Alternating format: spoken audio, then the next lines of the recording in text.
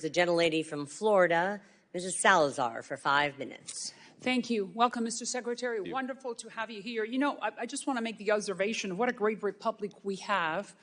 You, the foreign minister of the most important country in the world, you have to come to talk to the representatives of the people and have to go through this very tortuous process.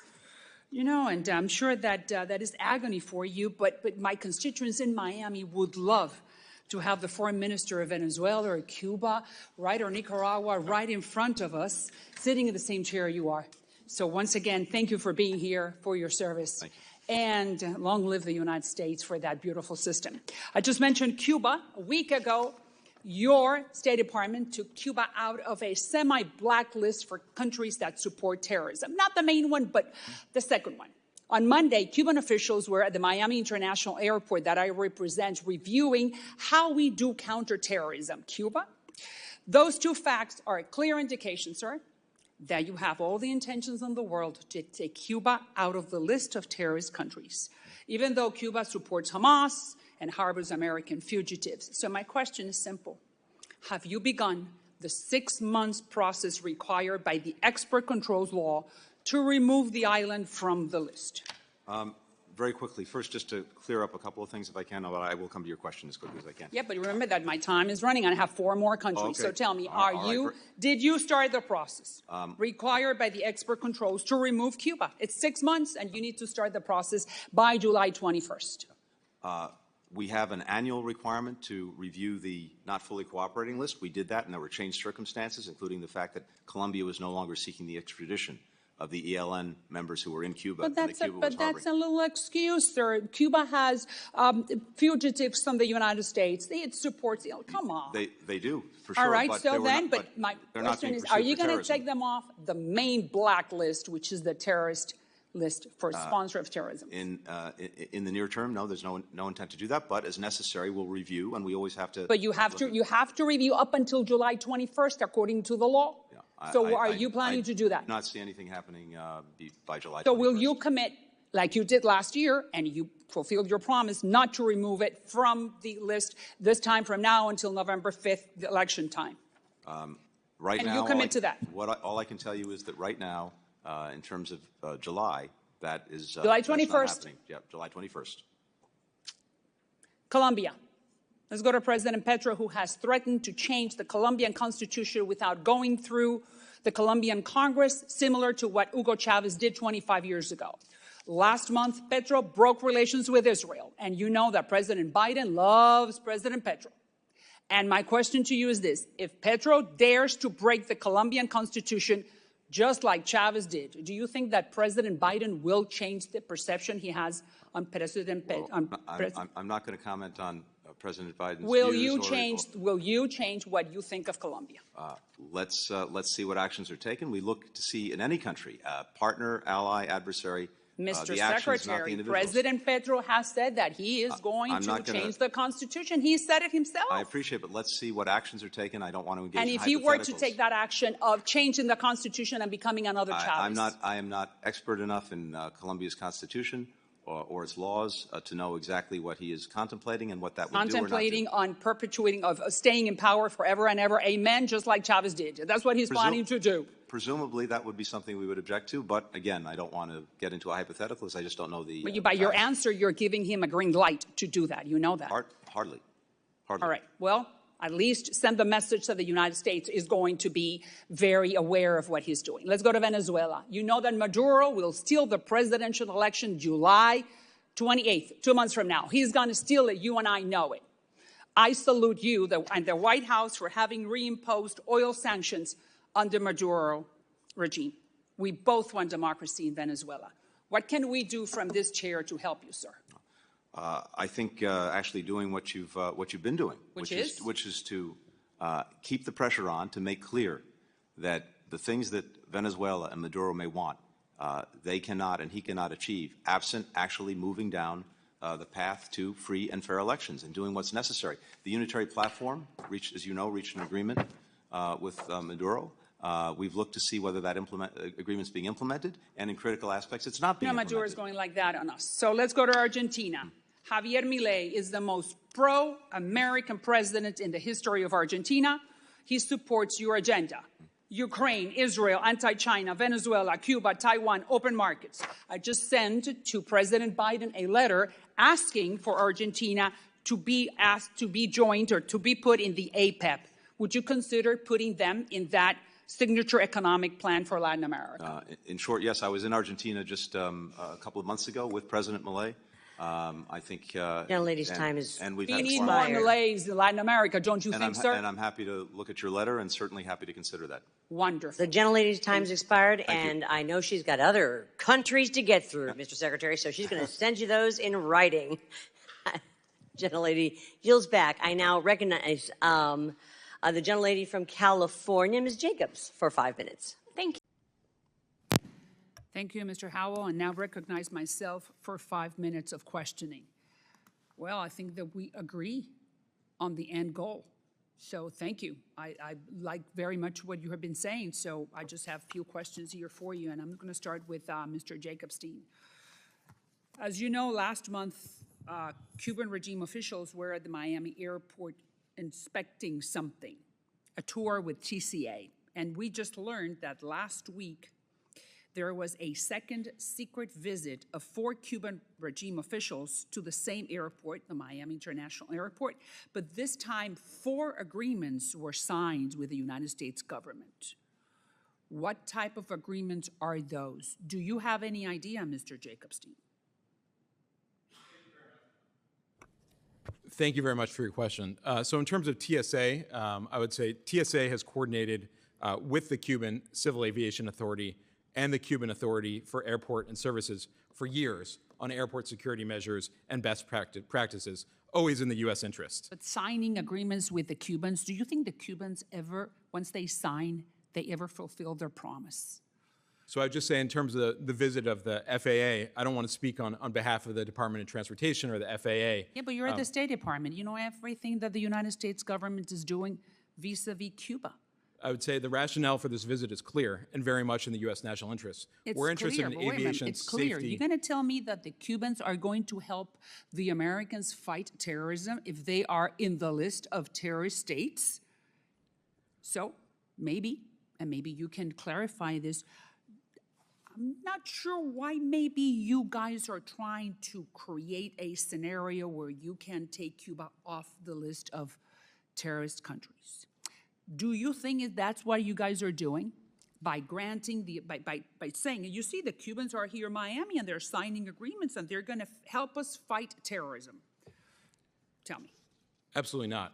Oh, good. So you're not going to take Cuba off the list of terrorist countries? Is that what you're telling me? You asked me about these visits. These visits are intended to promote aviation safety and security, especially for U.S. passengers. That is fundamental and critical to us. We want all these passengers, including Cuban Americans who go back and visit their family members, to be safe. I agree with that, but at the same time, you're talking to Cuba officials. So go back to, is not what Cuba wants, which we know what they want, is what the United States, in this case, the Biden administration is looking for, which I really would like to be wrong in thinking that you're just laying the groundwork so you can take Cuba off that list. And I just want you to tell me that I'm wrong. Am I wrong? You're not planning to take it off. So as I've said before, U.S. law establishes specific statutory criteria for rescinding a state-sponsored terror designation. I am not asking you that. I'm asking you something different. Do you think the State Department at this hour is creating the conditions and the scenario in order to take Cuba off the list of terrorist countries? At this time, there is no review ongoing on state-sponsored terror. At this time, there is no ongoing review on the state-sponsored terror designation. But you have until July 12th to start that ongoing, or to start that investigation or that study, because you have a specific date. So you're telling me right now, of course, is what? Is July, is June, what, 28th? But you have until July 12th. So what are you guys planning to do July 13th? There's no specific time frame for a review, but at this... Oh, yes, 6 months before. You need to review, according to the law, you need to review 6 months before, and then you take them off or you leave them on. So July 12th would be the day. I don't think that's accurate to say that July 12th is the day, but I just would say again that should any review happen, any future review would be based on the law and criteria established by Congress.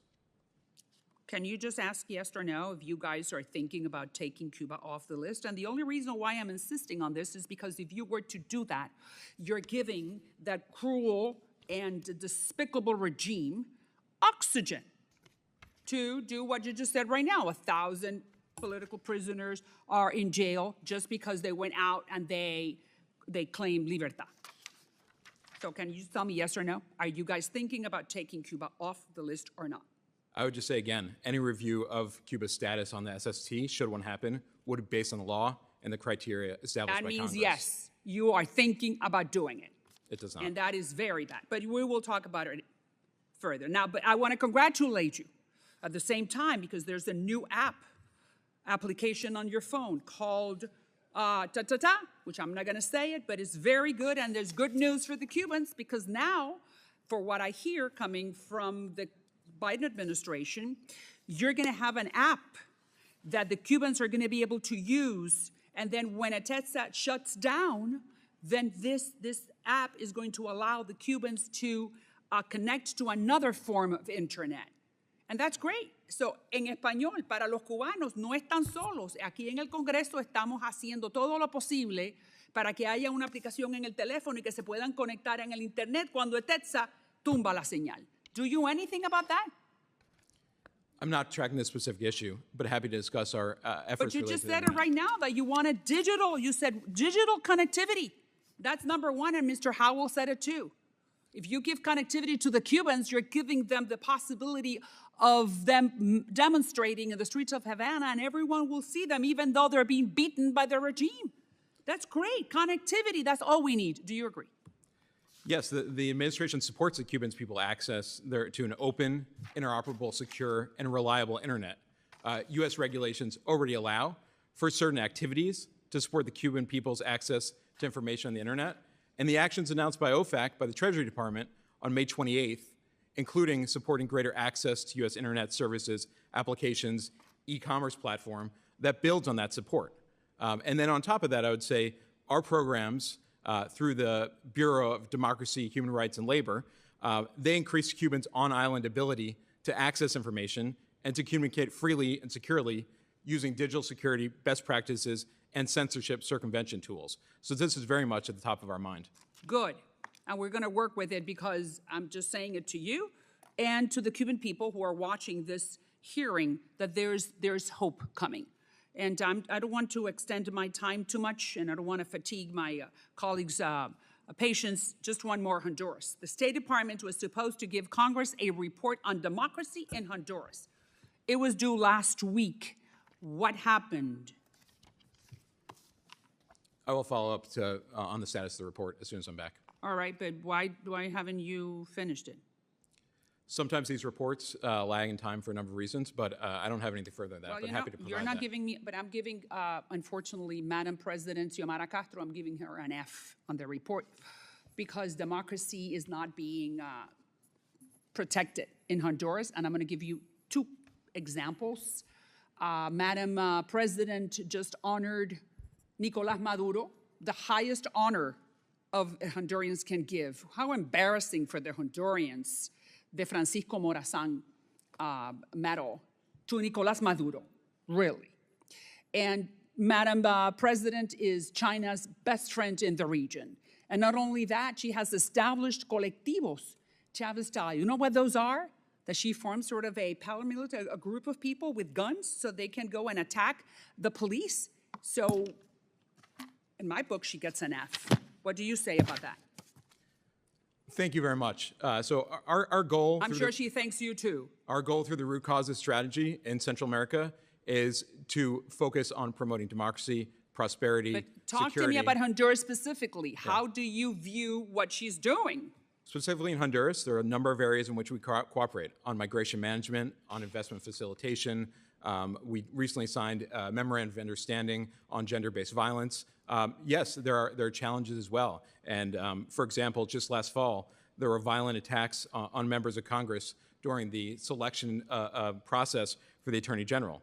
And so we, in response, used the Section 353 report to put a sanction in place for Ricardo Arturo Salgado Bonilla, who's a current minister Are of you sending, strategic Madam planning. President, the message that she should not be messing with Honduras democracy, and she should not be moving to the left like Chavez, Maduro, Ortega, Fidel? Are you sending that message? Throughout the region, we absolutely focus on the need to have And what do they respond in exchange? good governance is critical in all the countries of Central America. But and what that is do they respond? What do they tell you when you send that very noble message?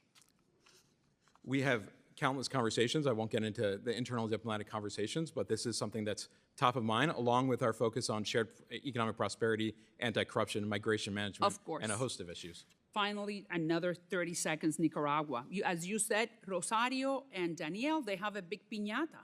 They are now, Nicaragua has become this platform for people to arrive to come to the United States. We're talking about 1,000 flights. Each person pays $10,000. You've had 300,000 people from all over right here. You have people coming from Morocco, from Senegal, from Libya, from India, from Kyrgyzstan, from Kazakhstan. You have 300,000 people coming to Nicaragua, and happens that 8 of them were terrorist members of ISIS. They wound up in New York. So what list would you put Ortega on? Absolutely. This is top of mind for us. No one should profit off of vulnerable What migrants. are you going to do about it? We've taken a number of steps, which I outlined in my... Tell me 2 of them. For example, we implemented a new 3C policy Secretary Blinken announced in November 2023, in which we're revoking visas for charter airlines who are facilitating irregular migration through Nicaragua. We put in place a number of sanctions just on May 15th, Why don't which you I mentioned. put them on the list of terrorist countries as well? Can you do that? Put Nicaragua? I mean, they're sponsoring terrorists. They're letting terrorists go through to come here.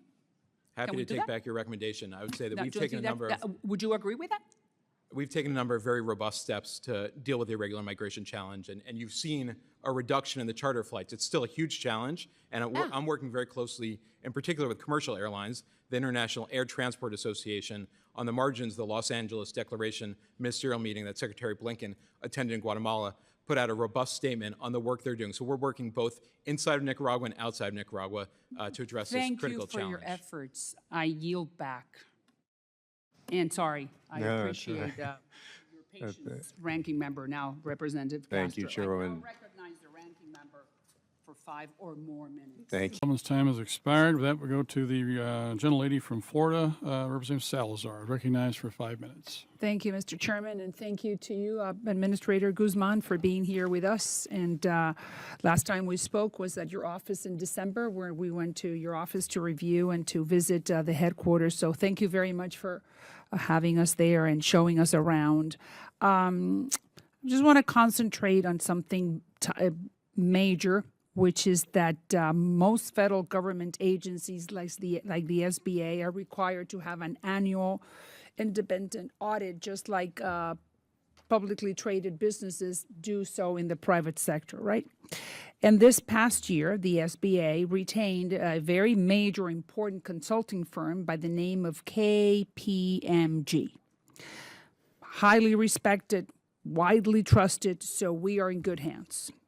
Unfortunately, KPMG found not too many good things when they did the SBA audit. And I'm going to tell you 3 that were found: inadequate loan process reviews, poor record keeping, and legal compliance issues. Did you study thoroughly? Are you abreast? Are you aware of everything this very important company said about your agency? Yes, and I've met directly with KPMG, who was retained by our independent inspector general, of course, to perform this audit. Those findings were regarding the COVID portfolio, which again was established in 2020. When I came in 2021, my focus at the President's direction was to ensure that we had strong fraud risks and controls. Unfortunately, those findings stand on the existing 2020 portfolio. So that means that these findings do not show your performance as an administrator.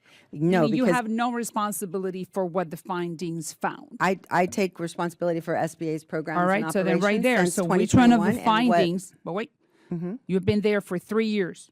This review or this study was conducted in November of 23. So you were there 21, 22, 23.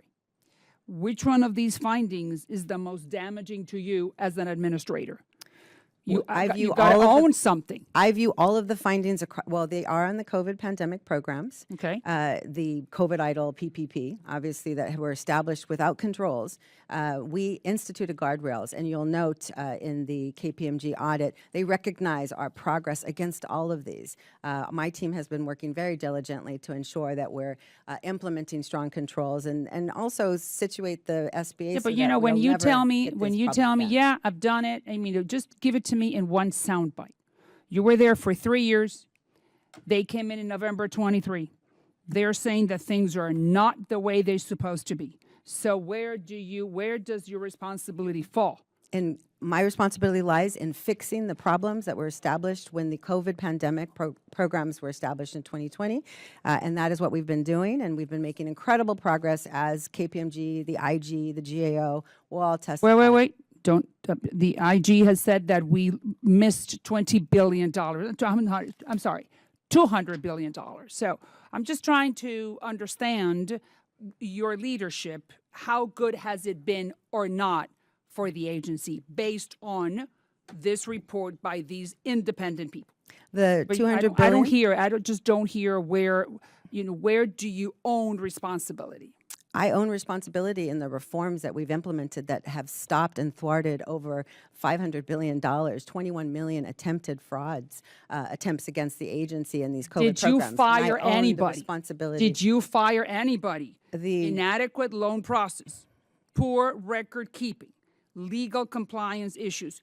Is everyone that committed these crimes to our small business community are still there making a living or getting a paycheck? The leadership that made the decisions around the 2020 implementation of the COVID pandemic programs were served in the previous Trump administration and are no longer there. My responsibility is to No, I'm asking you specifically. Improve those problems. Anyone who was there during the pandemic and was responsible for these faults, are they still there?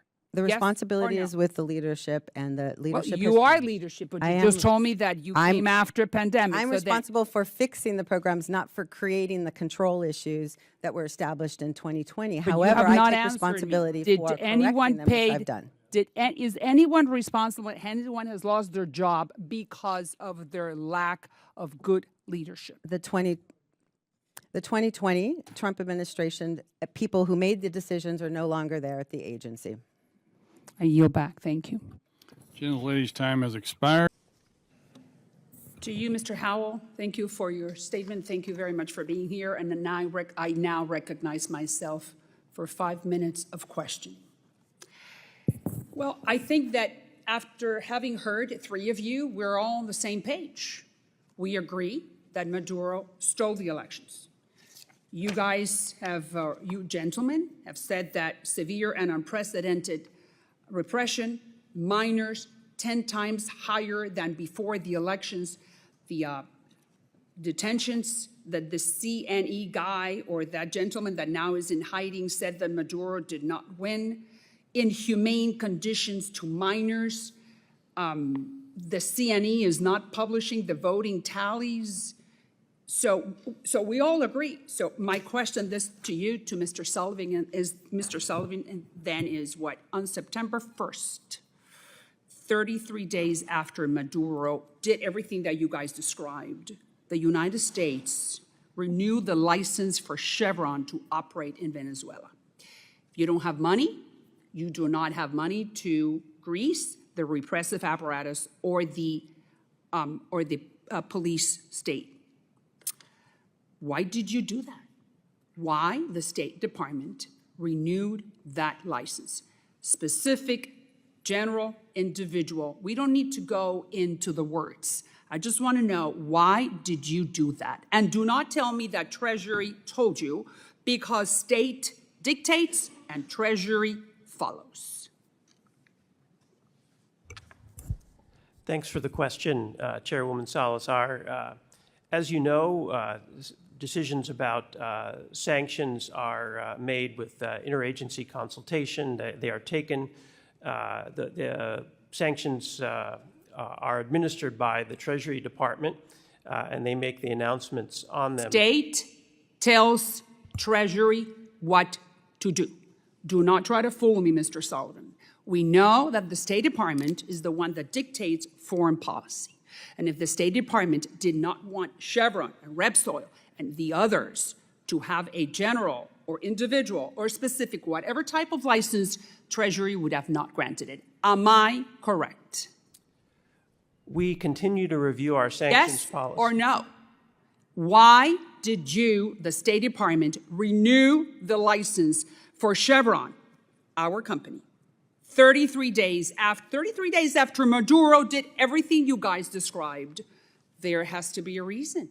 Did the White House put pressure on you? Did they call and say, hey, we need free, cheap oil?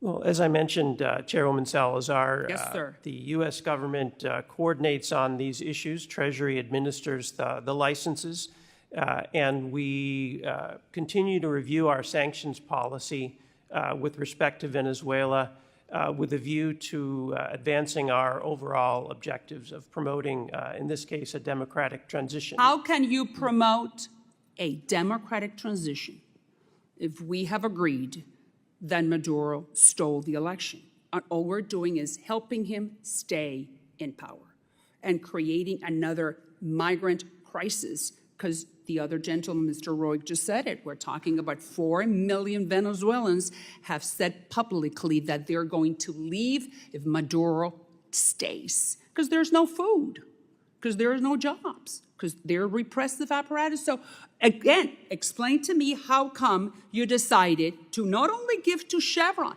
but to all the others that are just fueling the regime. Tell me.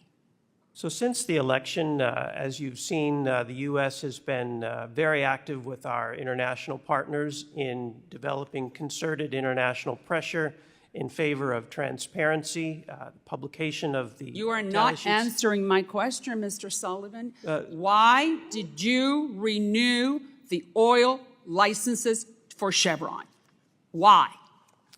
So administration of our sanctions policy is something that we do as part of our overall diplomatic strategy in Venezuela.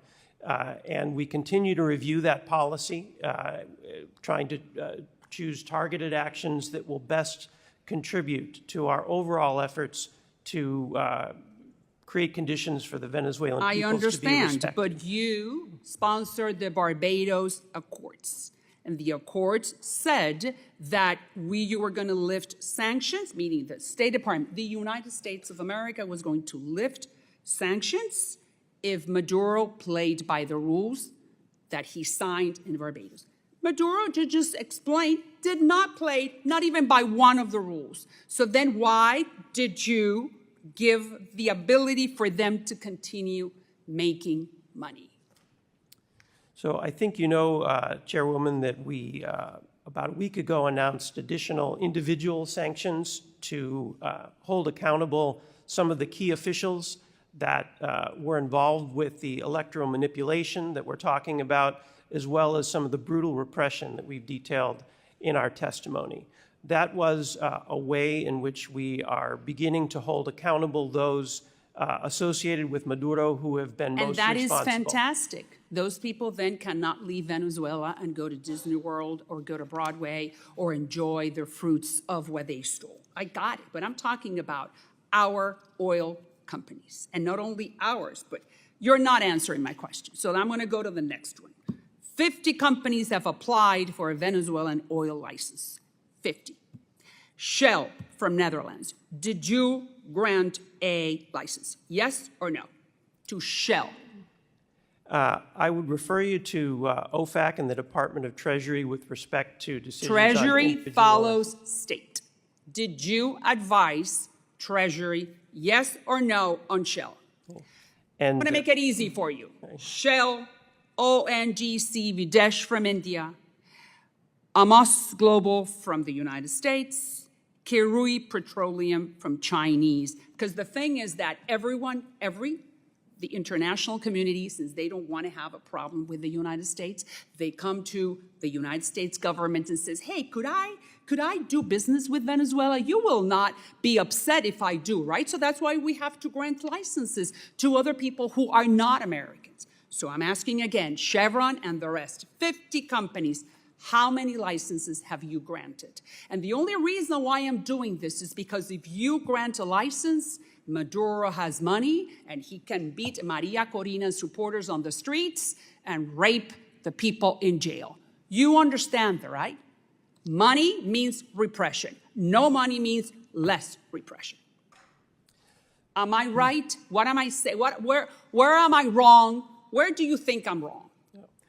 Chairwoman, in terms of specific license applications, I really can't speak to individual decisions on that. What I can tell you— I'm only asking you yes or no. What I can tell you is that, first of all, we do consider the revenue that is generated for Maduro as we consider these decisions. We also consider other factors, broader U.S. interests, as well as where we stand in our broader diplomatic efforts in addressing this problem. Sir, don't you understand that Maduro is laughing at us? And we are the leaders. You said, one of you gentlemen, you said we're trying to garner some international support. We are the leaders. If the United States is not at the head, Brazil, Colombia, Peru, the rest are, you know this. I don't have to, I mean, you guys are career diplomats. You're serving the country. You're trying to do your very best. I'm not saying, I'm not passing any judgment. I'm only passing judgment on the decisions that the State Department has taken. And I'm asking you, why? And you haven't answered. Well, you mentioned the diplomatic efforts that we've been engaged in, and the U.S. has taken a leadership role in a number of fora, from the OAS in a very weak manner. That's why Maduro is going like that. Well, and we are granting licenses to these people. That's the number one tool we have. Do you agree with me? We certainly agree that sanctions are an important part of our toolkit, and that's why we have used them most recently on September 12th, as I mentioned, and we have certainly not ruled out additional actions going forward, whether individual or broader sanctions. Those All are right, so I'm going to ask again, and then you're not asking me, you're not answering, and I understand your position. We're in a democracy. You're not telling me, you're not giving me any information. Is there any way that there is a conversation in Treasury or in the State Department to make a decision, consider the possibility of putting a pause on any of these licenses? Yes or no? Yes, in the sense that we are always assessing how we can best utilize our sanctions. Do you think that there is a movement within the State Department, starting with Secretary Blinken, to put a pause on any of these licenses and send the message to Maduro, no, my money is, no more money is coming in? So we are going to continue to consider the whole range of sanctioning options that we have available, based on what we see from Maduro, how the situation develops, as well as what we think is going to be the most effective response. Sir, you're sending a very weak message to Maduro. I'm sure they are analyzing this hearing to the T. Now, next one, Gonzalez. Why don't we recognize him as the legitimate president of Venezuela, like we, past administration, did with Guaido? Why don't we say, yeah, Gonzalez is the legitimate president of the country? Why don't we do that? There's absolutely no doubt that Edmundo González Urrutia won the most votes in the election. We've said that clearly. Many other governments have also said that. As my colleague mentioned, the Secretary of State has spoken with Edmundo a number of times Why now. don't we recognize him? We can talk to him 1,000 times, but we got to say publicly, we, the United States, we believe you are the legitimate president, just like we did with Guaido. Why don't we do the same thing with Gonzalez? So we have recognized that he won the election, and we have called on the Maduro institutions to release the tallies that show that he won the election, as the opposition has essentially already done in the case of 80% of the polling stations. We have also categorically rejected the efforts of the CNE to certify Maduro as the president-elect of Venezuela, as well as the TSJ's efforts to ratify that certification. And in addition, Very weak. in We addition are to very weak in the eyes of the Maduro regime, and it's costing us and the rest of the hemisphere. Mr. Roig, 4 million Venezuelans, or Mr. Howell, if you want to give me your opinion, 4 million Venezuelans will be knocking on our door very soon. They have said it, they have announced it. If this money coming in continues, 1,000 Venezuelans are leaving every day. What can we do about that? Because the border is, I mean, we're allowing them because it's asylum, political asylum they are asking. So how do you see Mr. Roig or Mr. Howell? Thank you, Chairwoman Salazar. USAID and U.S. government is working very closely with countries across the region, including Brazil, Colombia, and Ecuador, which have made very bold policy commitments to welcome migrants into their communities. They can't hold any more. It's 8 million Venezuelans who fled. Most of them are in South America. Those countries do not have the public services to provide to these new migrants. So they're coming to the United States, including El Tren de Aragua, you know, because you know that everything comes in, unfortunately. So do we have any plans? Yeah, again, we're continuing to strengthen the capacities of those governments, in particular Colombia, Brazil, Peru, Ecuador. Surveys have shown that migrants from Venezuela prefer to migrate to those countries, and we will continue to work with them to build their capacities both at a national level and a municipal level to be able to welcome migrants from Venezuela. But currently, we're not seeing a significant uptick in migration since the election, but certainly it is a concern.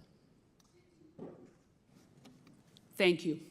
I now recognize Ranking Member Castro for 5 minutes, and thank you for your patience. Thank you, Mr. Roig. Very well said. I now recognize myself for 5 minutes of questioning. I'm very happy that the State Department recognizes the human trafficking of doctors, something despicable. I mean, you cannot leave with your wife or with your kids. You only make 5% of whatever that country pays to the regime. And if you want to access the rest of the money, you can't until you go back to Cuba. That's called slavery. So thank you for bringing that up. And to you, Mr. Jacobstein, thank you once again for being here. We had the opportunity to talk to each other, so I'm very happy that we're going to be able to speak again. First and foremost, I just want to highlight that you and I were on the same page. We want the same thing. I'm the first one who wants to be convinced that in a totalitarian regime, as I said to the gentle Congresswoman from California, the Cuban Revolution is probably the most cruel and the most repressive revolution that the Western Hemisphere has seen since the arrival of Christopher Columbus. That was many years ago. That was in 1498, 92. We're talking about people who have brought repression to scientific levels, where the invincibility of the regime is in the heart of the average Cuban. That's why they would rather catch a raft, meet the sharks in the Strait of Florida, and reach the city that I represent, the city of Havana. So we're talking about people who are completely different. We're talking to Hamas. They're the Hamas of the hemisphere. Now you are telling me that there is this flourishing small and middle size businesses who are independent from the regime, totalitarian regime, has controlled for 62 years every single aspect of the Cuban population. Now you're telling me that this phenomenon is occurring, and that you and I will want to help them, of course, and I would love for you to convince not only me, but the Cuban exile community that I represent, that this is true. And I'm sure that you were going to be able to hear different reasons why, according to your statement, this is really happening. But the first question is the Biden administration planning to give the called MIPYMES access to the United States banking sector? Yes or no? Thank you very much for the question, Madam Chair. As you know, in May 2022, we announced a series of measures to support the Cuban people, and one of those, and of those measures, the majority have been implemented, including remittances, including a number of the issues I spoke to already. In terms of the private sector, we've not yet implemented those regulations, and we'll provide further information. But are you thinking about, because opening the American banking sector, those are major words, because we're talking about then providing loans to those supposedly small business owners. Are you planning to open the American banking sector to the Cuban MIPYMES, as they call them? Thank you, ma'am. I don't have further information on specific regulatory changes at this time. Okay. Make sure that you send the word back to the State Department that is not going to be a very good idea, because number one, that violates the United States embargo, which happens to be codified in the United States Congress, as I'm sure you know. Now, let's go back to— Any actions we take would be done under the law.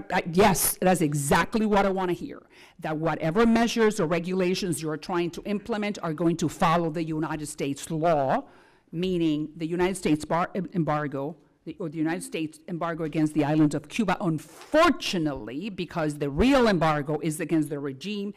The regime has it against its own people. Because you and I agree that if tomorrow morning the Cuban regime decides to lift the embargo that they have on the Cuban people, we would be very close friends, right? Don't you agree? I would always be happy to be a very close friend of yours.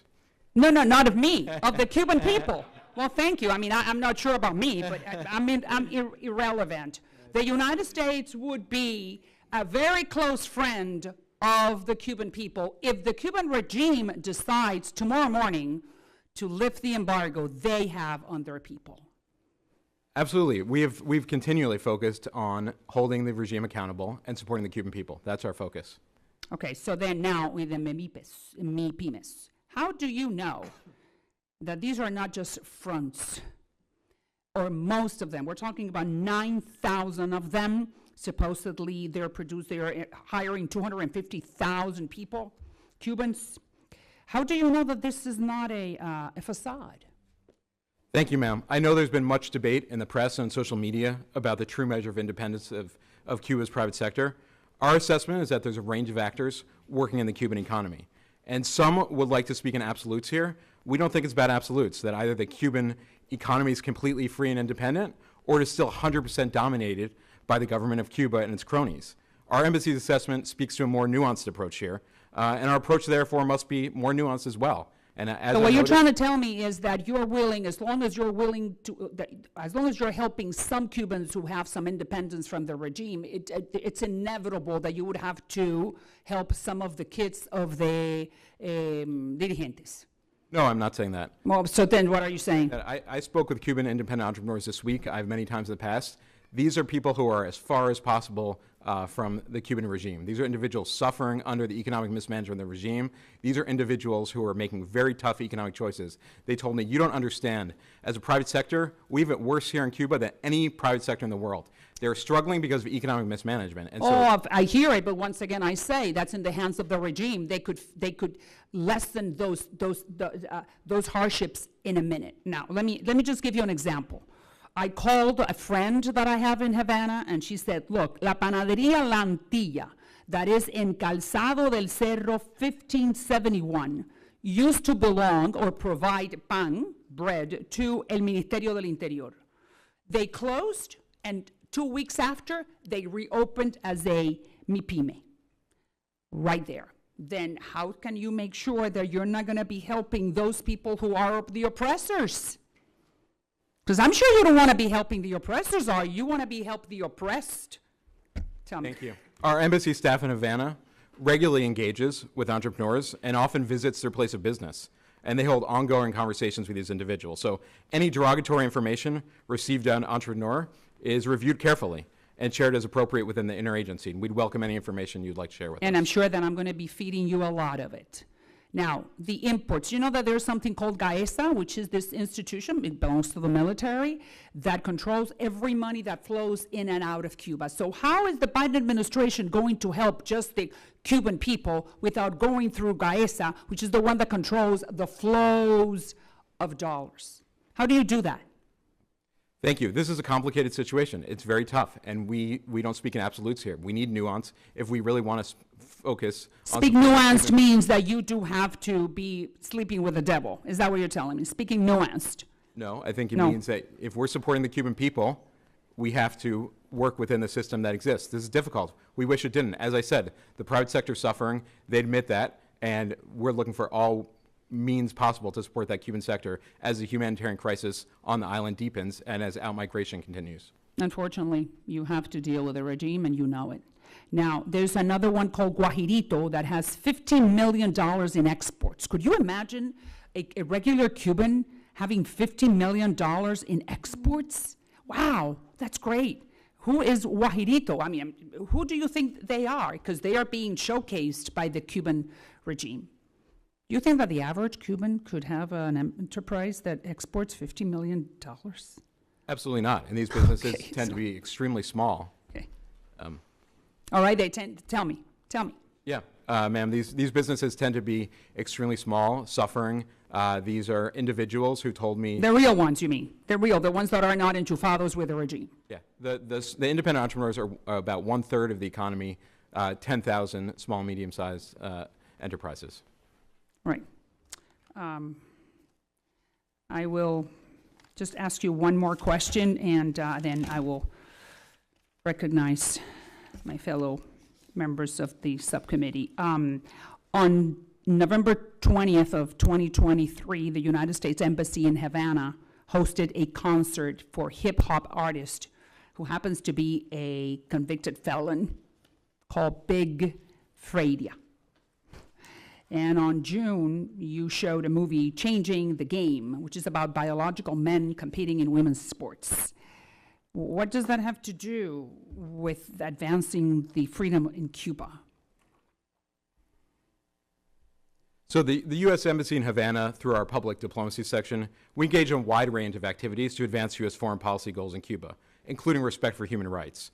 So events that focus on the human rights of individuals belong to often marginalized communities, as Big Fredia, a member of the African-American community, LGBT community, such as the program with her, help us to engage wider and younger audiences. And during her visit, Big Fredia drew on the popularity of her music and performances to engage in a wide range of discussions with the LGBTQ plus population, with the Afro-Cuban population, and shared history on the importance of black cultural influence in music. Mr. Jacobstein, I believe that maybe the Cubans, the average Cuban who loves and adores the United States, would like to be receiving something different, maybe something a little bit more edifying, more gratifying from the United States Embassy. I'm not saying that these are not important topics, but for the average Cuban who's suffering exactly what you guys just told me is just, maybe we should send word to the embassy that maybe the Cubans would want to see something else coming from the United States. Now I yield back.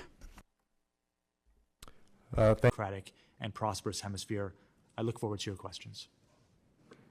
Thank you, Mr. Camilleri, and I recognize myself for 5 minutes of questioning. I'm going to start with you, Mr. Nichols, and we're going to start with Venezuela. We're 4 days away, probably from the most important event in the recent history of that country. Edmundo is the opposition. He is leading the polls by 30 points, according to what we have access to. That means around 3 million votes. You and I know that President Maduro is in the business of power, and his intention is not to concede, but he is at a major disadvantage. So my question to you is, do you know what type of fraud they are planning to put together? What are they planning to do? Stuff the ballots, change the starmatics, el voto asistido, asking for a photo of your ballot. I mean, whatever. What info do you have? Do you recognize first and foremost that they're going to try to steal the election? Yes or no? Thank you, Madam Chairwoman. Well, we've already seen important steps that the Maduro side has taken, disqualifying 2 earlier opposition candidates, harassing opposition campaign workers, arresting them, vandalizing vehicles, punishing people that provide support. So we've already seen. So let's put that aside. I understand, I agree with you that they tried, but now we're in the show. So how are they going to try to steal the show? What info do you have? Well, I think the key barometer early on will be turnout for the vote. As you note, polls indicate a significant lead for the opposition. We expect that if they're able to turn out their voters, they should perform well. But what info do you have? What are the schemes they're trying to put together? Do you have that info? Because something they're planning. What is it that they're planning? I cannot figure it out because there are many different ways, but I want to ask the State Department. What are you guys expecting? I don't have any specific information on what the Maduro side might do. What I will say is that this election represents a major opportunity for Venezuela to return to the community of nations and to have an opportunity for a better future. But you know that's not Maduro's plan. I mean, they're in the business of power. What do you mean conceding victory? You're giving power away. No, that's not part of the agenda. So since we know that is not part of the agenda, so what can we do in order to, can we talk to Lula? Can we put more pressure? I mean, we are the United States, and you guys are in charge. What can we do to send the message to Maduro after, let's say, polls are going to close at 7 o'clock at night? I mean, I've covered this before as a journalist. So let's say by 2 o'clock in the morning, they're still counting. We know. So what are we going to do in those key hours? We meaning the United States, you, the State Department. You're going to pick up the phone, and what are you guys going to do? We continue to engage with partners from around the world to maintain a united front. Who are front. those partners? Tell me. Who are you calling as an ally to call Maduro and say, you got to go, guy? Well, I think we're like-minded with countries throughout the hemisphere: Canada, Mexico, Brazil, Peru, Ecuador, Argentina, Have you enlisted Chile. them already? Have you been talking to them and say, hey, I need you to be on standby? During the OAS General Assembly in Asunción, Paraguay, we had the opportunity to talk to more than a dozen partners from around the hemisphere about key issues, including our collective support for democracy in Venezuela.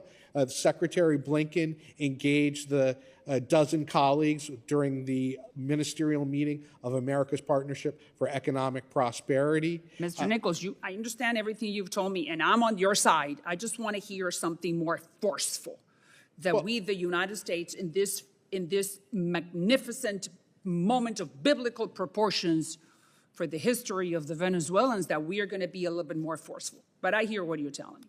Is there anything else that you want to share with us? I have another question. I know that Maduro, when he realized that he's 3 million votes down, he calls the Biden administration through Jorge Rodriguez, who is one of the top lieutenants next to Maduro. Can you share with us what was discussed? That happened, earlier this month. They picked up the phone. They called Biden administration. What did they say? So we did have a conversation with some of the Maduro side representatives. They expressed their unhappiness about what? That they're going to lose? About the fact that we have not lifted sanctions. Okay, yeah, right. And we expressed our disappointment at the disqualification of earlier candidates and our hope that this would be a competitive election. And what did they say to that? Of course, I'm not going to get into all of the back and forth that we had in a negotiation. But I will say Was that something negotiated? We value the channel of communication that we have, and it's important as we go forward to be able to have conversations between our two governments, between our government and the Maduro But you side. cannot share with us anything that was spoken specifically or negotiated in that. I'm not going to get into the All right. contents What of about in different Qatar last year? There was also a discussion between Biden administration officials and the Maduro regime. Was a transition discussed? As part the pending phase of the Barbados agreement talked about the next phase would be some type of a civic pact and a discussion of what would happen from the time of the election until the January inauguration of whomever the victor is in the election. All of those discussions are still pending. Moving forward, the morning after, Maduro comes out and says, I won by 50.315. What are we going to do if we know that they stole the elections just like they have done before? What's going to be our first reaction?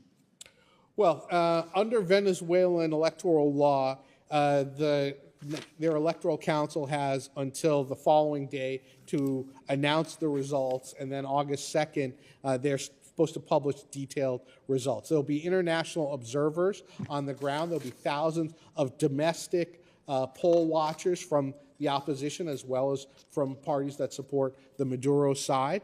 We want to look, and there'll be international diplomats present. We want to look at all the information. We're not going to rush to judgment, and then we will make a decision. All right, and then we'll be in touch because, as you said, we both agree on the fact that the Venezuelans deserve to be free and choose their own leaders.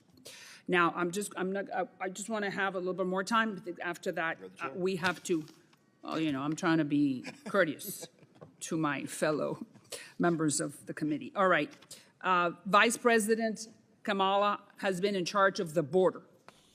Her visits have been considered, I'm not saying it, the headlines say it, that a failure. Right there you have CNN, that it's a pretty friendly news outlet for the Democrats, saying that the problem is now much bigger. That's not a very good headline to Vice President Harris. She goes to Guatemala, and then she implies that the country is corrupt in this press conference that she puts together with Giammattei, who was the president at the time. And she tells the Guatemalans right there on the air, hey, don't come, don't come. Then she was assigned to go to El Salvador, where real progress, we met in El Salvador, has been made to address the root causes of migration. So in other words, Madam Harris is now in a very peculiar position. Probably everything indicates that she's going to be the nominee for the Democratic Party. And I just want to ask you, what grade would you give her? According to the headlines, she gets an F in the job or in the assignment that she was given by the president to control or to be the border czar. What grade do you give her?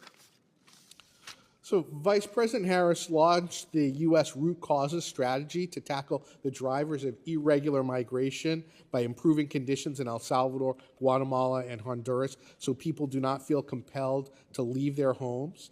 She leads the implementation of this strategy. The root causes strategy is on track to provide $4 billion in U.S. investment to the region over 4 years. Mr. Nichols, she hasn't even gone to the border. So, I mean, just give me a little better explanation. Arrivals at the U.S. border from the countries in Central America are down dramatically. But that was 5 minutes ago. I mean, that happened 5 minutes ago during 20, 21, 22, 23. We know reality. I mean, I just want to get some truth statements from you. I mean, why do you think that she failed so dismally at this job that she was given. Why didn't she pay any attention to the southern border be one of the most important topics affecting the national security of this country? Do you have any explanation? I think this has been a dramatic success. We've seen double-digit drops in arrivals at the U.S. southern border from every country we measure, up to 96% drops. Even the Central American country that's had the lowest drop is still a 26% drop over the last year. Arrivals at their lowest level since before this administration took office. Vice President has mobilized over $5.2 billion in commitments for investment in the region, generating over 70,000 jobs. You are a great soldier. Private sector. I think you're doing a great job. You're doing a great job. I think that they are really definitely going to reward you for your assistance in this hearing. Let me just go to Colombia now. There are many accusations right now about President Petro's personal life. I may be tough, but I do not want to pry into anyone's private life, much less in public, all right? But the issue is that he is constantly late and has to cancel many meetings. Not only that, he has missed 150 public engagements during his presidency. Are you aware of this? I hadn't seen that specific statistic. 150 public engagements. In the last week, during the 20 de Julio, July 20th parade, which celebrated an important date for the Colombians, that parade had to start without the president because he was more than 3 hours late. Recently, even more damaging, I think, for his image, he was spotted walking hand in hand with a woman who was not his wife, who appears to be Lady Linda Yepes, who is a trans woman who was a host on the program Buen Dia in Colombia through RCN, one of the main networks in Colombia. When did that happen? During the inauguration of José Raúl Mulino in Panama. The pictures are there for everyone to see. He has admitted that he has been drunk at many public events. So my question to you is this. Do you think that, that what I just mentioned and the concerns from some Colombians is affecting these dalliances and this new ways of conducting his private life are affecting his ability to govern? What do you think about that? Our relationship is with the nation of Colombia. It goes back 2 centuries. They are some of our closest allies in the world. We work with them across a whole host of issues. Mr. Nichols, but he's the one conducting the ship. Any single individual, and we will focus on our government-to-government relationship with Aren't you Colombia. concerned about that erratic behavior from one of our top allies? I'm not in a position to verify or to comment on the specific allegations. So why don't we then, after the hearing, we could have a conversation and we can continue talking about this, because this is just not, this type of behavior is not very presidential for an ally as close as you just mentioned. I'm going to yield back so I can give an opportunity to gentleman from Arizona, Mr. Stanton, and thank you very much for your